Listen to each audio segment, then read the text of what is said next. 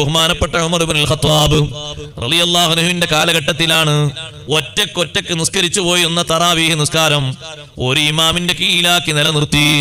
എല്ലാ സ്വഹാബിമാരും അതിനെ പ്രശംസിച്ചു. പലരും ഉമർ ഇബ്നുൽ ഖത്താബ് തങ്ങൾക്ക് പ്രാർത്ഥന നടത്തി. നവ്വറല്ലാഹു ഖബ്റ ഉമർ കമാ നവ്വറ മസ്ജിദനാ ബിസ്വലാത്തി തറാവീഹ്.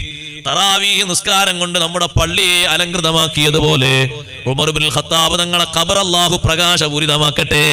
കാരണം ഒരൊറ്റ ഇമാമിന്റെ കീഴിൽ സൊഫായി മഅ്മൂമുകൾ നിസ്കരിക്കുന്ന ഒരു സംവിധാനം വന്നത് അന്നാണ്.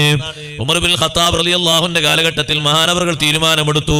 കാരണം ആളുകൾ നിസ്കരിച്ചു പോകുന്നു, വിവിധ തരക്കാരായി ഒറ്റക്ക് നിസ്കരിച്ചു പോകുന്നു. ചിലർ 10 മണിക്ക് പോകും ഇശാ കഴിഞ്ഞിട്ട്, ചിലർ 12 മണിക്ക് നിസ്കാരം കഴിഞ്ഞു പോകും, ചിലർ പള്ളിയിൽ അങ്ങനെ നിസ്കരിച്ച് അത്തായം വരെ പള്ളിയിൽ കഴിച്ചു കൂട്ടും. അത്തായത്തിന് വീട്ടിൽ പോകും, അത്തായം കഴിച്ച് വീണ്ടും സുബൈക്ക് വരും. ഇങ്ങനെ വിവിധ ശീലക്കാരുണ്ടായിരുന്നു ആ കാലഘട്ടം വരെ. അബൂബക്കർ സിദ്ദീഖ് റളിയല്ലാഹുവിന്റെ കാലത്തും അങ്ങനെയായിരുന്നു. നബി സല്ലല്ലാഹു അലൈഹി വസല്ലം തങ്ങളുടെ കാലത്തും അങ്ങനെയായിരുന്നു. നമ്മളോടുള്ള സ്നേഹം കൊണ്ട് ഹബീബ് സല്ലല്ലാഹു അലൈഹി വസല്ലം തങ്ങൾ തൽക്കാലം അതിന് അത്രയും ഉത്സാഹം കാണിക്കാതിരുന്നതാണ്. അങ്ങനെ കാണിച്ചതെങ്ങാനും ഫർളായിരുന്നെങ്കിൽ നമ്മളെ ഹാല് വല്ലാത്ത ഹാലായിരിക്കും.